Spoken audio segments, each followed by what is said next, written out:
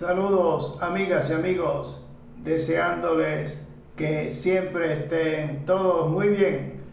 Hoy vamos a presentarles el sonido del águila, el majestuoso sonido del águila, ¿verdad? Que atraviesa el espacio en busca,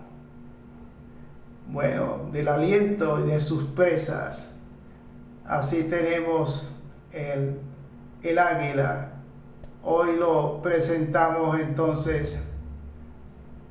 Aquí tenemos el famoso águila con sus sonidos. Ajá. Sonido esplendoroso. Ajá.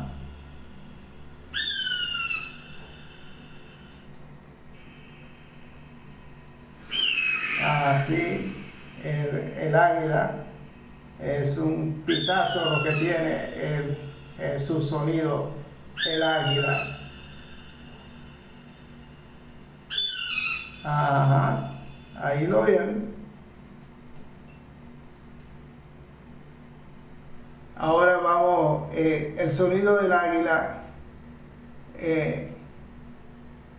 tiene una nota que está dentro de la escala musical en un G5.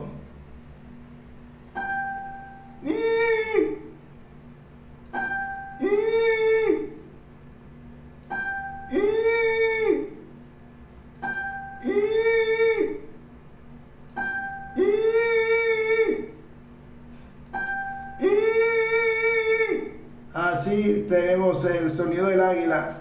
Vamos a aprovechar de saludar aquí a los amigos Andrés Faúndez, a Sergio Quecha, Pantar y Pero Papa, a Dorotea y Julito Che, a Franco Quispe.